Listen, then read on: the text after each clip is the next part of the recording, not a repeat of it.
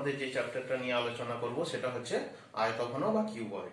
তোমাদের ক্লাস 10 এর জন্য খুবই গুরুত্বপূর্ণ একটা চ্যাপ্টার।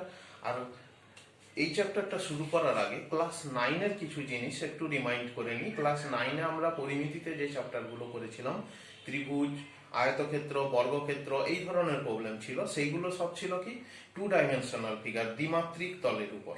আর এখানে যেটা করব, আয়তঘন, ঘনক, শঙ্কু, চোঙ, এই ধরনের ফিগারগুলো, এইগুলো সব হচ্ছে ত্রিমাত্রিক তলে, 3 ডাইমেনশনাল ফিগার।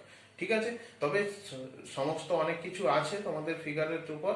এইখানে যেটা আমরা আলোচনা করব সেটা হচ্ছে আয়তঘন। আয়তঘনটা দেখতে কেমন হয়? আয়তঘনটা যে বাড়ির যে ইট তৈরি হয় না, বা বই, বা যদি আমি এই বক্সটা কল্পনা করি, এই বক্সটা দেখো একটা আয়তঘনকার ফিগার। ঠিক আছে? তার মানে কি, একটা বক্সের প্রত্যেকটা তল দেখো, এটা একটা তল, এটা একটা তল, এইটা একটা তল, এইটা একটা তল, এরকম কটা তল আছে বক্সের? দেখো, এইখানে একটা, এখানে একটা, দুটো তল আছে, এইদিকে একটা, এইদিকে একটা, চারটে, এইদিকে একটা, এইদিকে একটা, টোটাল 6খানা তল আছে। মানে বক্সটার ফিগারটা যদি আমি ড্র করি, আরো পরিষ্কারভাবে বুঝতে পারবে কিভাবে।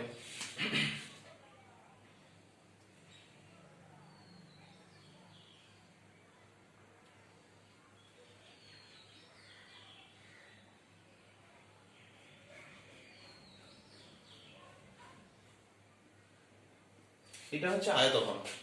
ঠিক আছে? এই ফিগারটা একটা আয়তঘন, একটা বক্সের মতো বা ইটের মতো দেখতে। এই আয়তঘনটার ফিগারে কটা তল থাকে? কটা তল থাকে বলতো? এইখানে একটা, এইদিকে একটা তল, এইদিকে একটা তল, দুটো, তিনটে, চারটা, পাঁচটা, ছটা, টোটাল 6টা তল থাকে। এবং প্রত্যেকটা তল হচ্ছে এক একটা আয়তক্ষেত্র। কি বললাম, বোঝা গেল?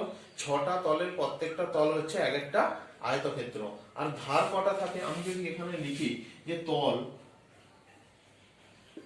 সংখ্যা, তাহলে কত হবে? তল সংখ্যা হবে 6খানা। তাহলে ধার যদি বলি, কখানা ধার আছে এর? কখানা ধার মানে একটা সরল রেখা, কটা সরল রেখা একটা দিয়ে তৈরি হয়েছে। তাহলে কি হচ্ছে? একটা, দুটো, তিনটে, চারটা, পাঁচটা, ছটা, সাতটা, আটটা, নটা, 10টা, 11টা, 12টা। তার মানে ধার বা প্রান্তিকী ধার হচ্ছে 12টি। কি বললাম, বোঝা গেল? শীর্ষবিন্দু কটি এই ফিগারটা? শীর্ষবিন্দু মানে হচ্ছে এই পয়েন্টগুলো, কোণগুলো। তাহলে একটা, দুটো, তিনটে, চারটে, পাঁচটা, ছটা, সাতটা, আটটা, মানে শীর্ষবিন্দু বা ভার্টেক্স, এইটা হচ্ছে 8খানা। এইটাকে আমরা সারফেস বলছি ইংরেজিতে, এইটাকে আমরা বলছি এজ, আর এটাকে আমরা বলছি ভার্টেক্স। ভার্টেক্স হচ্ছে 8খানা। কি বললাম, বোঝা গেল? শীর্ষবিন্দু 8খানা। আর ভূমি বা দৈর্ঘ্য, প্রস্থ, উচ্চতা, এইগুলো কাকে বলছি? ভূমি বা বেস বলছি কোনটাকে? বেস বলছি আমরা এইটা। দেখো, এটা যদি আমি কল্পনা করি, ধরো A B C D E F G H নাম দিলাম। দেখো, এ বি সি ডি একটা কি আয়তক্ষেত্র, এইটাকে একটা বেস বলছি। দেখো, এ বি সি ডি যা আছে, ই এফ জি এইচ সেম, তাই না? তাহলে এইগুলো একটা, এইটাকে যদি আমি ভূমি ধরি, তাহলে এইটা আর এইটা সমান। একই রকম ভাবে এইটা আর এইটা সমান, এই পাশের তলটা আর এই পাশের তলটা, আর এই সামনের তলটা আর এই পিছনের তলটা দুটো একই। ঠিক আছে? তাহলে এগুলো দৈর্ঘ্য, প্রস্থ, উচ্চতা, এই জিনিসগুলো কোনগুলো হবে? যদি আমি যেটাকে ভূমি ধরছি, ধরো এ বি সি ডি কে আমি ভূমি কল্পনা করছি, তাহলে এখানে এ বিটা হচ্ছে, এটা ধরো প্রস্থ, আর এইটা হচ্ছে বিসি হচ্ছে দৈর্ঘ্য।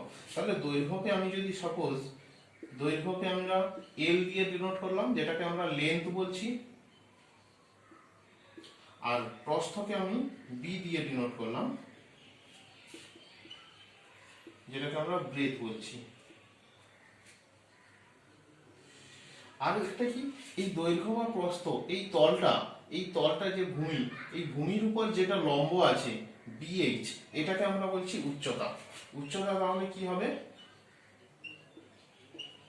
এইচ দিয়ে ডিনোট করছি, এটাকে আমরা হাইট বলছি।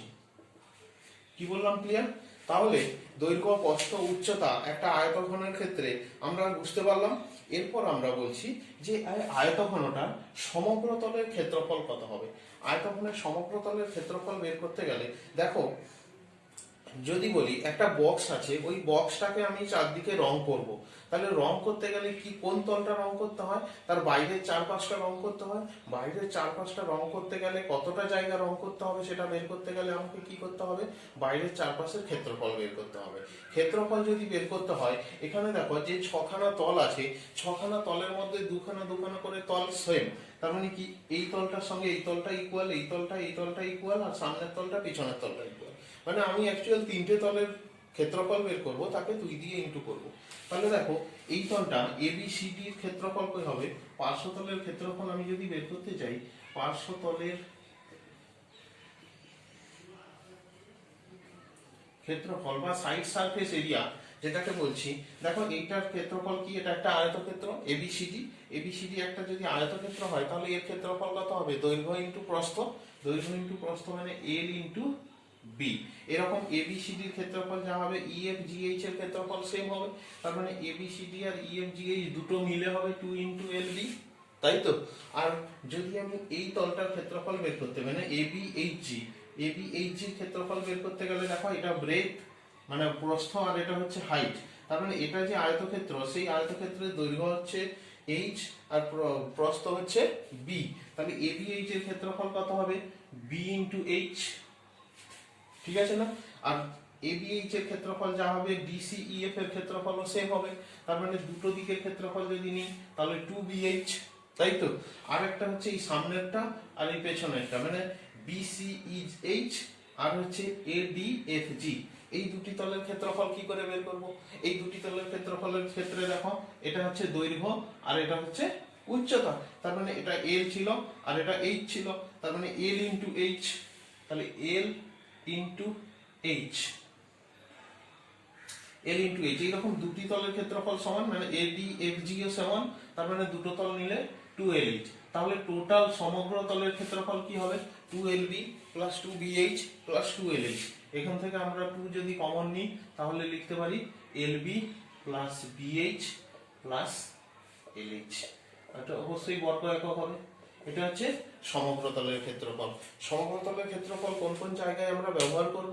যখন কোনো একটা বক্স তৈরি করতে, ধরো একটা বক্স, টিনের বক্স তৈরি করছি, তাহলে কতটা টিনের পাত লাগবে, সেই ক্ষেত্রে আমাদের সমগ্র তলের ক্ষেত্রফল দরকার। বা একটা বক্সের আমি চারদিকে রং করব, কতটা জায়গা রং করতে হবে, সেই ক্ষেত্রে সমগ্র তলের ক্ষেত্রফল দরকার। কি বললাম, বোঝা গেল? এর মানে যদি আমি ঘরটা ধরি, একটা ঘরকে আমরা আয়তঘন হিসেবে কল্পনা করতে পারি। ঘরের চার দেওয়ালটা শুধু রং করব, ওপর নিচটা করব না। ঘরের চার দেওয়ালের ক্ষেত্রফল বের করতে গেলে কি করব? ঘরের চার দেওয়ালের ক্ষেত্রফল মানে কি বলতো? এই ওপরেরটা, যদি আমি এটাকে একটা ঘর কল্পনা করি, এই ওপরেরটা আর নিচেরটা করব না। মানে এটা L ছিল, এটা B ছিল, আর এটাও LB ছিল, তার মানে LBটা এই পোর্শনটা আমার বাদ চলে যাবে। তার মানে ঘরের চার দেওয়ালের ক্ষেত্রফল যদি বের করতে চাই, ঘরের চার দেওয়ালের ক্ষেত্রফল,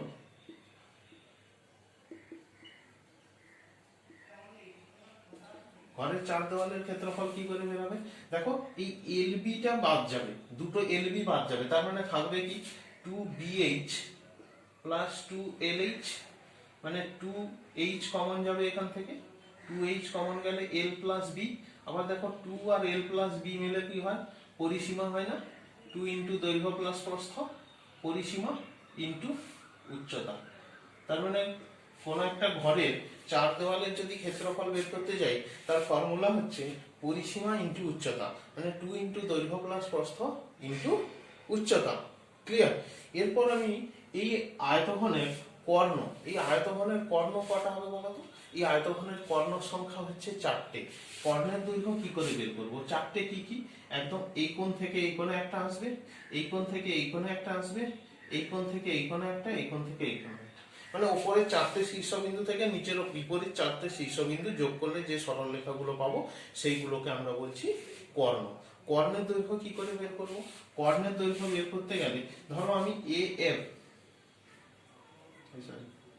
BF এই কর্ণটা বের করতে চাইছি, তাহলে BF কর্ণ যদি বের করি, তাহলে এইটা কি? এইটা হচ্ছে H উচ্চতা, আর এইটা কি? এইটা আমি জয়েন করলাম। এইটা কি বলতো? এইটা হচ্ছে এই যে ভূমি আছে একটা আয়তক্ষেত্র, এই আয়তক্ষেত্রের কর্ণ। তার মানে এইটা হচ্ছে কত, আয়তক্ষেত্রের কর্ণ মানে কি, আয়তক্ষেত্র মানে এটা 90 ডিগ্রি। তাহলে 90 ডিগ্রি যদি হয় তাহলে এটা একটা সমকোণী ত্রিভুজ, যেটা বিসিডি। বিসিডি একটা সমকোণী ত্রিভুজ। বিসিডি সমকোণী ত্রিভুজের এই অতিভুজ ইকুয়াল টু কত হবে, √এল স্কয়ার প্লাস বি স্কয়ার, কারণ এর লম্ব হচ্ছে এল আর ভূমি হচ্ছে বি। তার মানে √এল স্কয়ার প্লাস বি স্কয়ার হচ্ছে এই বিডির দৈর্ঘ্য হবে। এরপর দেখো আমি এই ত্রিভুজটা কল্পনা করছি, কোন ত্রিভুজটা, বি ডি এফ। বিডিএফ ত্রিভুজের কি, এইটা হচ্ছে লম্ব, এইটা হচ্ছে ভূমি। আমি অতিভুজটা বের করতে যাচ্ছি। ভূমি অতিভুজ যদি বের করি পিথাগোরাসের সূত্র থেকে একই রকম হবে, এই ভূমি স্কয়ার প্লাস লম্ব স্কয়ার তার রুট হবে, তাই তো। তার মানে বি এফ মানে কর্ণ মানে ডায়াগোনাল যেটাকে বলছি, ডায়াগোনাল ইকুয়াল টু হবে B D square plus DF তার স্কয়ার তার রুট হয়ে যাবে। পিথাগোরাসের থেকে অতিভুজের স্কয়ার সমান ভূমি স্কয়ার প্লাস লম্ব স্কয়ার থেকে অতিভুজ ইকুয়াল টু √ভূমি স্কয়ার প্লাস লম্ব স্কয়ার, মানে বিডি স্কয়ার। বিডি স্কয়ার মানে কোনটা, বিডি স্কয়ার মানে এইটা, মানে √এল square plus B square, L square plus B square তার রুট হবে, মানে রুটটা ক্যান্সেল হবে, plus H square, H square. তার মানে ডায়াগোনাল বা কর্ণের দৈর্ঘ্য হবে √এল square plus B square plus H square. কি বললাম বোঝা গেল, মানে দৈর্ঘ্য স্কয়ার প্লাস প্রস্থ স্কয়ার প্লাস উচ্চতা স্কয়ার। ক্লিয়ার। এরপর আমরা আয়তন বের করব। আয়তন বের করার কিভাবে বের করতে পারি, আয়তনটা কোন কি জিনিস, ধরো একটা বক্স, আমরা যে বক্সটা কল্পনা করেছিলাম ওই বক্সের মধ্যে কতটা জিনিস ধরবে, ওই বক্সের ভেতরে কতটা স্পেস আছে, কতটা ফাঁকা জায়গা আছে, সেটাই হচ্ছে ওই বক্সটার আয়তন। কি বললাম বোঝা গেল, ওই বক্সটার আয়তন তাহলে কি, বা ওই বক্সটা যদি আমি কোনো জায়গায় রাখি ওই বক্সটা কতটা জায়গা দখল করে আছে সেটাই হচ্ছে ওই বক্সটার আয়তন। ওই আয়তনটা কি করে বের করব, আচ্ছা এক কাজ করি, ধরো এই আয়তঘনটা, এই আয়তঘনটাকে আমি কেটে দিলাম, ঠিক আছে। এই আয়তঘনটাকে যদি কাটতে যাই তাহলে কি হবে, প্রত্যেকটা এরকম ভাবে একটা একটা করে আমি প্লেট পাবো,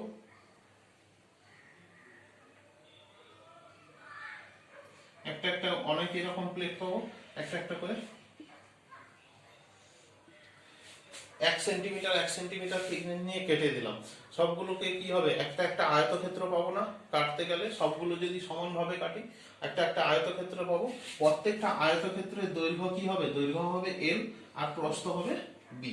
প্রত্যেকটা আয়তক্ষেত্রের দৈর্ঘ্য হবে এল আর প্রস্থ হবে বি। কি বললাম বোঝা গেল।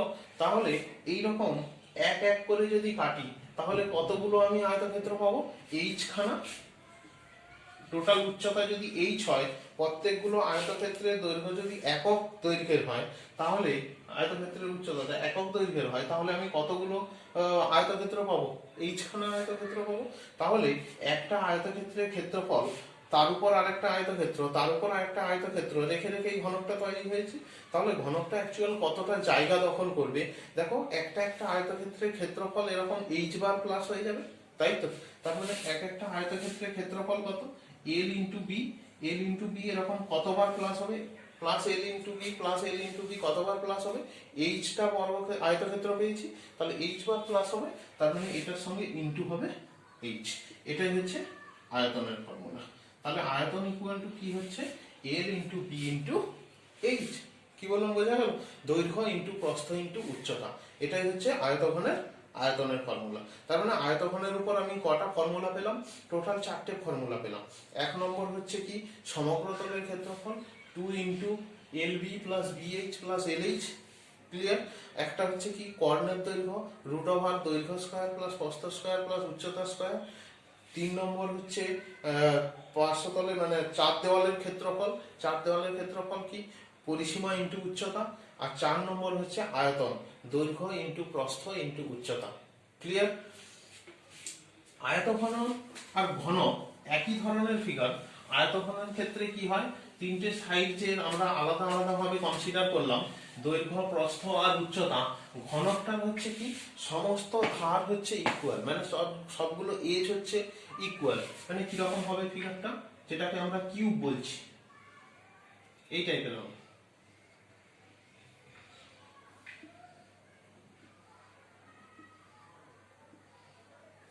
এটা কিউব বলছি। সমগ্র ধারগুলো হচ্ছে সব ইকুয়াল। আমি যদি সবগুলো সাইডকে এ দিয়ে কনসিডার করি তাহলে কি হবে, এরও নাম্বার অফ সারফেস সেম হবে,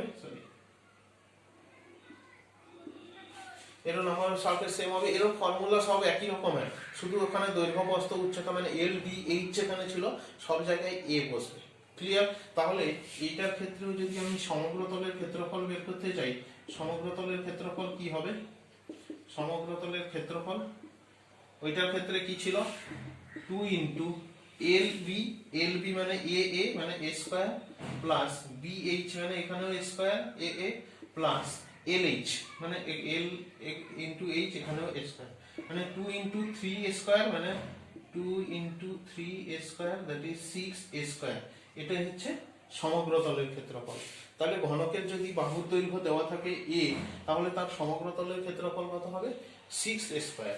তাহলে কর্ণের দৈর্ঘ্য কত হবে বের করি, কর্ণের দৈর্ঘ্য হবে, দেখো ওইটার ক্ষেত্রে কি ছিল, root over of L square plus B square plus H square, এখানে হবে root over of A square plus A square plus A square, তিনটেই এ হবে, তারপরে root over of 3 A square মানে হচ্ছে এ রুট 3। তাহলে ঘনকের কর্ণের দৈর্ঘ্য হচ্ছে বাহু ইন্টু রুট 3। আর আয়তনের সূত্র কি হবে, তাহলে